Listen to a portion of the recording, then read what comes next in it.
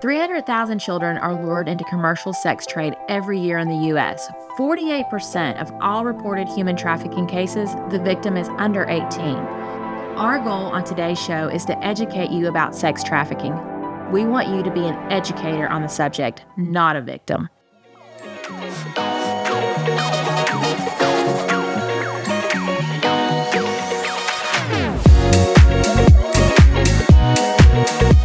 Hello, you powerful, strong, beautiful girl. Welcome to the Pineapple Principle Podcast. Today we have Alison Ungaro with Created Gainesville.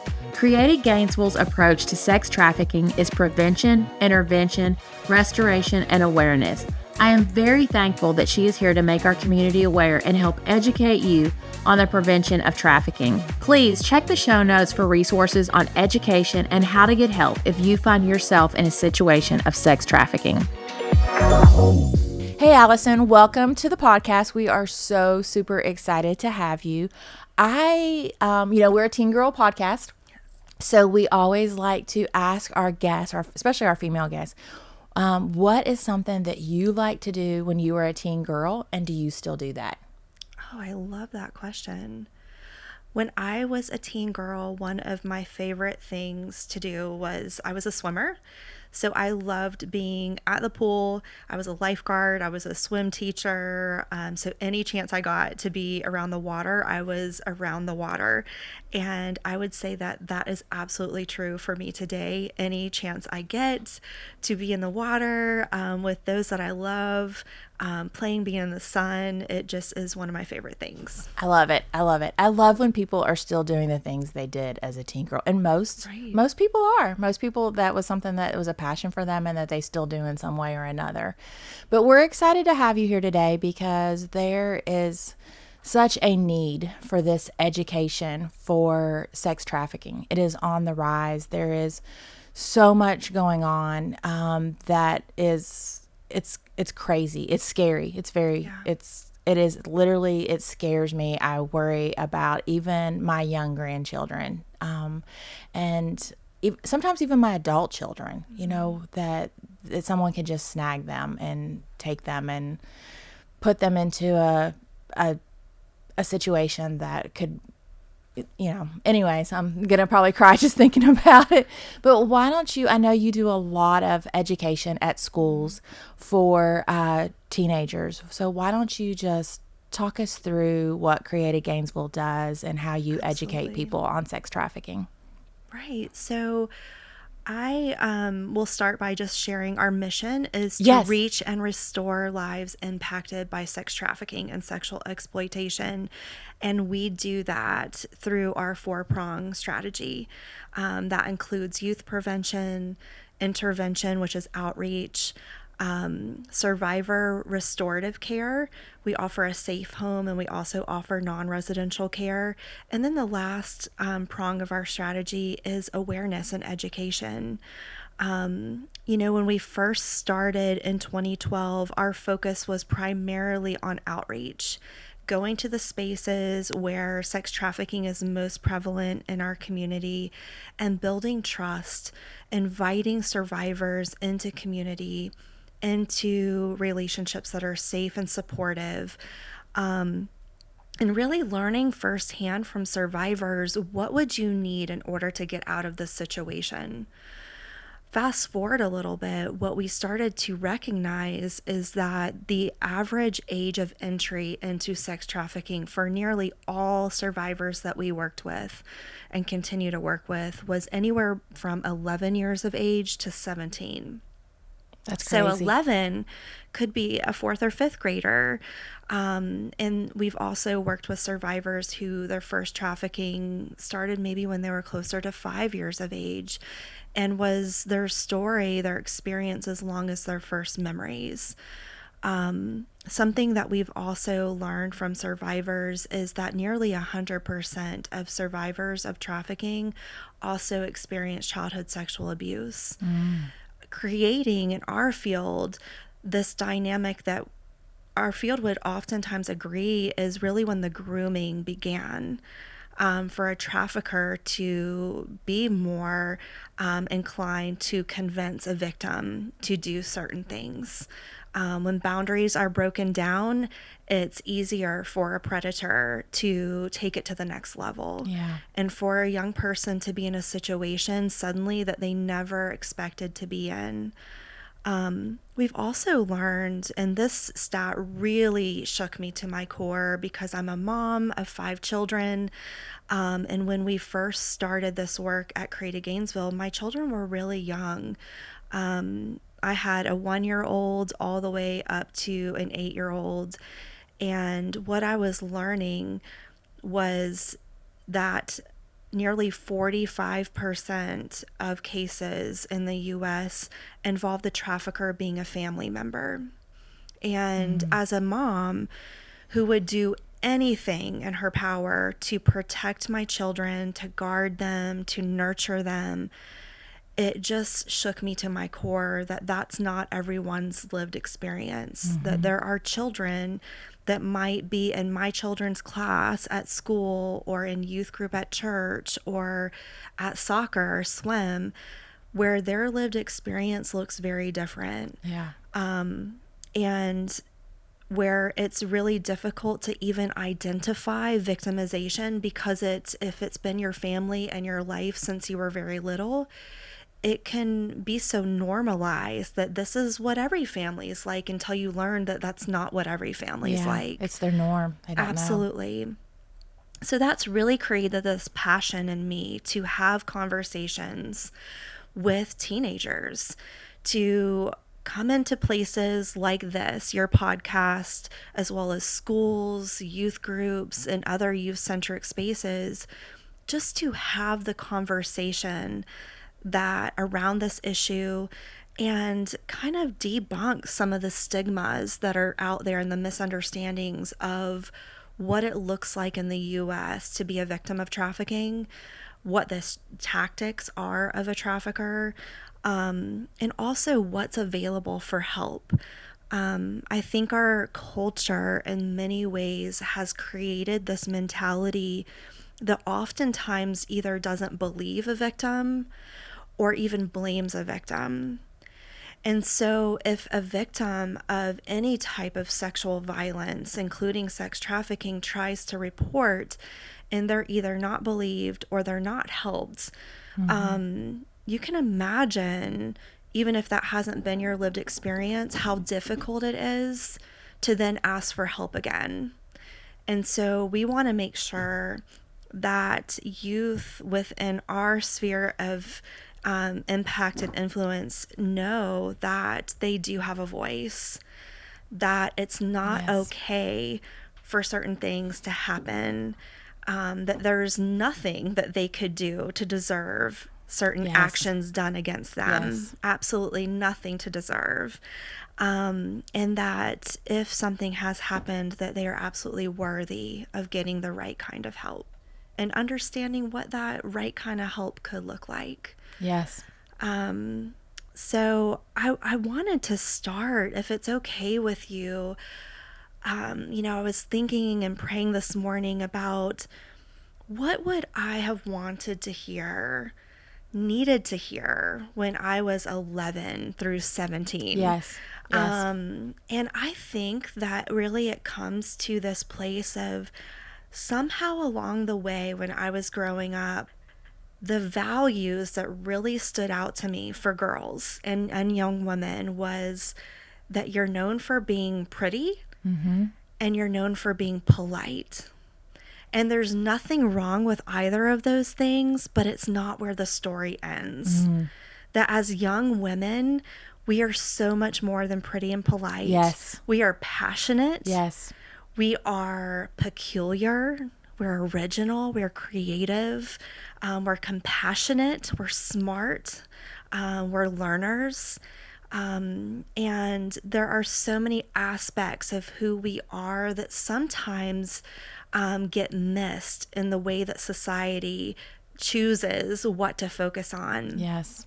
And I really wish that I had had a greater understanding of all the parts of my value, of my dignity, even of my impact. I don't think I'm alone in that I felt like I was too fill in the blank with lots of things, too emotional, too, all sorts of things. Yes. And I remember there being this point where I became very inward and really felt like I needed to hide the things that were actually the things that God had created in me to be my gifts. Yes. And to be of influence and impact on the world around me.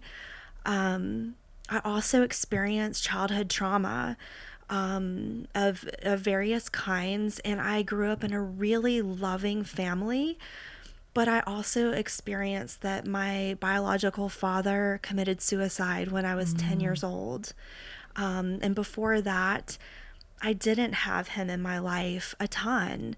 And so I had this God-sized void in my life that I didn't understand when I was 10, 11, 12, all the Yeah. way, even really through young adult years, that I tried to fill with other things. And where my other things came was mostly in relationships with young men. I was so hungry to be validated for being important, for being beautiful, for attracting the attention of others, that in many ways I lost who I really was for a large season of my teenage life. And I ended up being in situations, although it wasn't trafficking, very much could have been, Right. could have led to situations. I oftentimes hung out with older young men and, just allowed for my boundaries to slowly be broken down. And so I know firsthand how easy it is for vulnerabilities to be preyed upon. And my heart is to help young girls and boys to understand that we all have vulnerabilities. It doesn't make us unusual, or it's actually pretty common. Yes. I think it's more unusual to meet someone who has no vulnerabilities. And I have to question if they're really being honest with themselves. So I want to just kind of unpack how normal it is to feel like, man, I've got these insecurities, but also on the other side to know, what, that's often times what makes me human, and makes me have this authenticity about me. And what God invites us into is learning how to protect our hearts, Yes. how to protect our thoughts, how to protect our bodies, our relationships, how we see ourselves, that even the internal dialogue that we have within ourselves, that I tell people is often the most powerful voice. Yes. Is what we tell ourselves Yes. about who we are. Yes. I want to challenge myself, you, and your listeners to not feel selfish, to learn how to love yourself. God tells us to love him and to love others. And I believe in the core of my being that we can't love God and others well and in a healthy way if we don't first learn how to love us. Amen. I totally Right? agree. Yes. And God teaches us how to do that. It's not natural. It's not, at least for most of us, it's not natural to know how to love ourselves. But when we learn how, with God's help, and those that we invite into our circle of influence, when we learn how to do that well, we can have so much freedom to live Yes. our life in the way that God has made us to live our life. Yes. And what it doesn't mean is that life has to be perfect. God tells us we will experience trials of many kinds. Yes.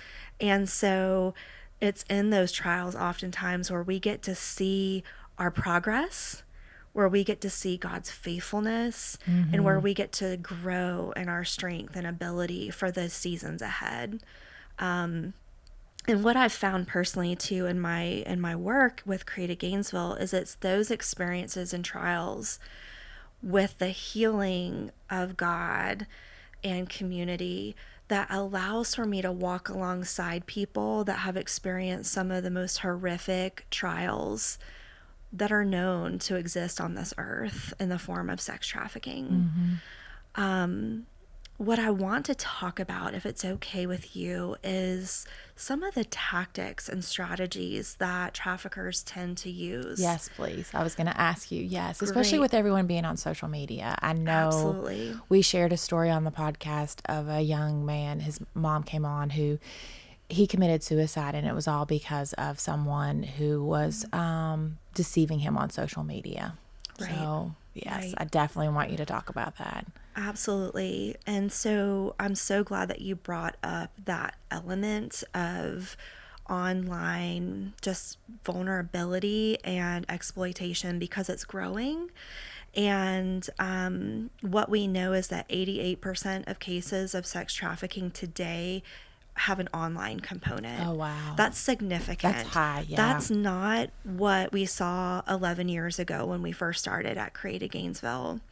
And so it's important. This issue of trafficking has changed a lot in the last 11 years and will continue to change, which is why it's so important for us to keep the conversation going. Yes. That we keep leaning in, we keep learning from survivors, we keep our eyes open. So one of the things that I love to talk about is this myth that trafficking includes this kind of what we see in the movies of this kidnapper, that drives through a mall parking lot in a big white van and swoops up the young teenage girl. Sure, that has happened, but that's not the majority of the cases that we see. What we see more often is the predator, the trafficker, who slowly over time builds trust with a young person, creates access with a young person, and slowly starts to break down boundaries. What we see is that traffickers are extremely patient with breaking down those boundaries, with learning what a young person's vulnerabilities and insecurities are.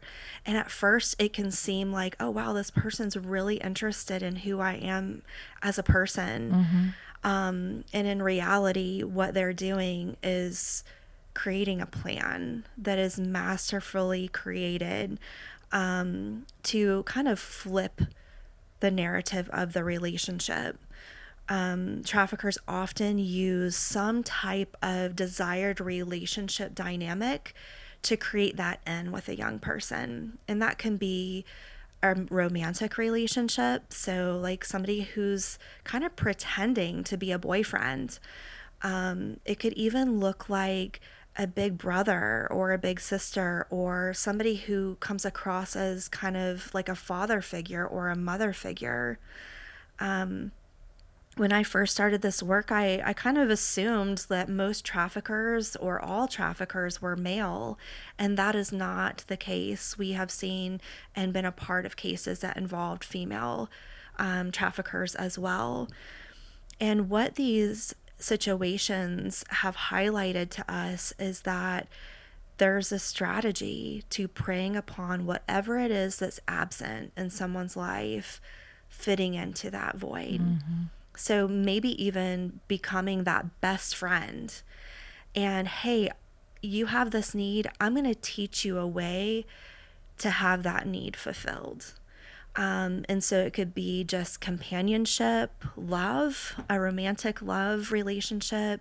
It could even be poverty. Somebody who's saying, you know what, I don't have money to buy myself new clothes, or my family's struggling right now to pay the rent, to put food in the refrigerator. And a trafficker uses that of like, hey, I'll teach you how to make some money. Or, hey, I'll buy you those expensive things. I'll get you the name brand clothes and the expensive handbag. I'll get your nails done and your hair done. I'll show you this life that you're longing for. And these promises that are almost too good to be true. Like, I'll give you this life that you want, that you feel like at this time you don't have. Maybe that's a new set of friends to hang out with, where it just feels like, man, I'm hanging out with older people that are really awesome and cool. They're fun, they're exciting. Or maybe it's getting out of a hometown that just feels like too small. And this promise of, I'm going to make you famous. I'm going to provide you these opportunities. I'm going to get you a job. And then, regardless of how the narrative has looked up to this point, it flips and it becomes a relationship that is full of isolation, manipulation, oftentimes abuse of many kinds. And then it's a requirement, a quota of, you're going to do these things for me, that include sex, some kind of sex acts, or even pictures and video that represent sex acts. Or there will be violence, or you're going to owe me money. We've even heard trafficking situations that have included, you're going to do these things, or I know where your family lives. I'm going to come to your home and cause harm. And it can become very scary and very dangerous very quickly. And we have also heard scenarios like what you described just a moment ago, of young people who have maybe made a mistake, like sending a picture of themselves or a video thinking this is no big deal, you know? And then that person says, well, now I've got you hooked. Yes. Yeah. Now I've got you caught. I've got something that if it's misused, you would be embarrassed. It could cause harm to you and your family. And maybe there's even demands associated with it. You're going to continue to have sex with me. You're going to continue to send me these types of photos or videos, or you're going to send me money. And if you don't, I'm going to expose you. And we have had young people who have felt so desperate in those situations that some of them have taken their life through suicide. Others who have maybe blamed themselves that they caused this to happen, that it's their fault, and that they need to hide it because if it ever came out that they shared something, that they would get in trouble.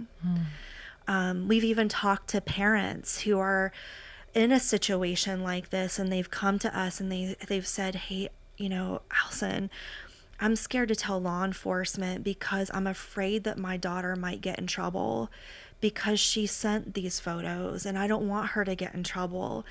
And so in those situations, we're providing education for parents, for educators, for young teens in a situation that's they never wanted to be in, and saying, actually, no, like, this isn't your fault. Maybe there was a mistake made, but how this is playing out and being manipulated, and there's force, fraud, and coercion happening, this is actually a very serious crime that you're a victim of. And encouraging young people as well as their parents to give law enforcement all of the information, because this crime, what we're calling it today, is sextortion. It's a very serious crime. It's a part under the umbrella of sex trafficking. It's a federal crime. We're seeing that those that have committed sextortion in our area have been sentenced to roughly about 10 years in prison. That's pretty significant. But what has happened is that these types of interactions have become so normalized within schools. Teachers see it all the time. We even have websites set up specifically for these types of videos and photos where individuals can be kind of tricked to think, oh, this is a very low risk way for you to make some money. And it's a gateway into situations that can become extremely dangerous and steal individuals' dignity, their safety, and open up the door to very serious issues. And so what I tell teens anytime that I'm giving a presentation is kind of 3 rules that I go by is never send a photo or a video of yourself in a compromised situation. So nude photos or videos. Don't ever save a photo or video of a nude, image from someone else. You can't always control what somebody sends to you, but do not save it. Block it instead. Erase it from your text or whatever platform it may have been sent to you on. And then never ask, for something to be sent to you. Because these either end up in a situation that a young person never intends to be in, whether it be from a victim standpoint or even from a criminal standpoint. And so being so very conscientious of how you protect yourself. Again, you can't control everything, but you do have a lot of parameters to keep yourself safe. I also encourage young people always to set up your safety features on any platform that you spend time online. So any apps or games or different communication platforms that you have, make sure that the general public cannot see your location, and that you're only accepting friend requests from people that you know. We have so many cases and situations where somebody has posed to be maybe a 13-year-old girl, and in reality, they're a 54-year-old man trying to gain access to young people. And so making sure that it's not about your numbers of followers, right? Yeah. Your number of likes and all that stuff, but that you're taking the extra measure to make sure that only those that you know and trust have access to your world. That you are worth that is a level of protection that is so very important.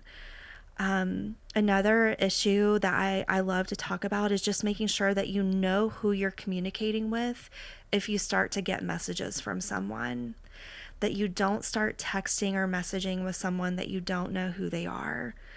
That you don't reveal your address, that you don't reveal your personal information to somebody that you don't know, and that you have confidence that it's okay to express your boundaries. And if those boundaries are not respected, that you have every right to cancel the ability for that person to have access to you, whether it's unfriending them, blocking them, or stopping spending time with that person, and letting somebody know that you trust and that you know has your best interest in mind, know what has happened, so that they can provide an extra layer of support for you.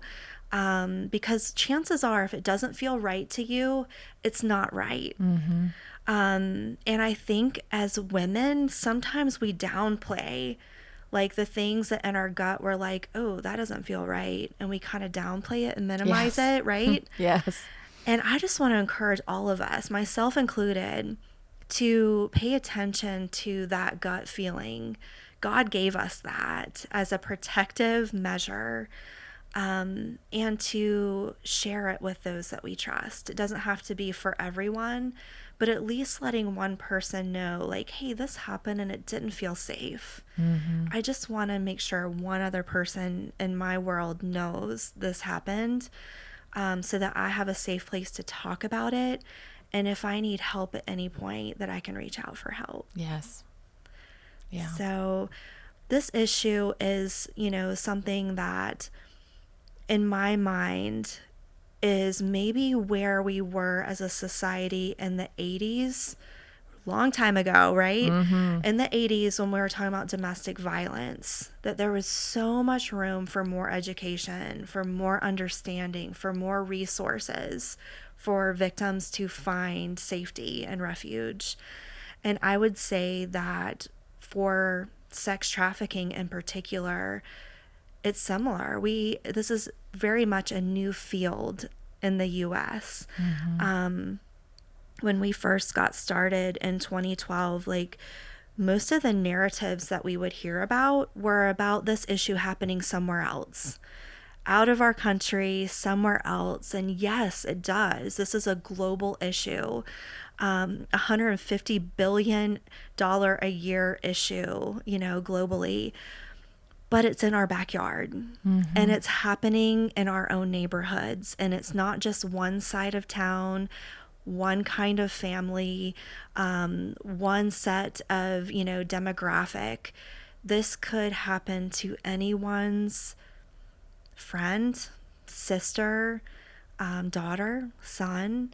And it's important that we take the time as a people to learn about this issue so that we can respond with compassion, so that we can protect ourselves and others, but that also we can be part of fighting for those that have experienced this reality, that we don't blame them, that we don't respond to them as though this is something that they chose, but we respond with compassion and empathy, with resources, with help, with walking alongside somebody that just needs someone to show up in their corner and say, you know what, I'm so sorry that happened to you. It wasn't your fault. And I'm going to walk beside you as long as it takes for you to feel like you're safe again and that you're on the path to healing and restoration. Yes. Yeah. Thank you so much for sharing. Of course. I think that is, the education is so important, but also knowing we all have these weak, vulnerable moments like you talked about, but not judging somebody for a situation that they get in, and we need to help them walk alongside that. I love how you shared that too at the end, and making them feel safe again. Because it's just like bullying. It's not your fault when you get bullied. Absolutely. So and that's what I say a lot, is that's not your fault when you get bullied. It's the other person who has the problem. And sometimes people like to prey on our weaknesses. And absolutely. Yeah. And it can very quickly feel very out of control. Yes. Whether it's bullying or something like sextortion. Yes. And just knowing that you are worth the time that it takes for you to go to somebody and talk about it. Yes. And ask for help.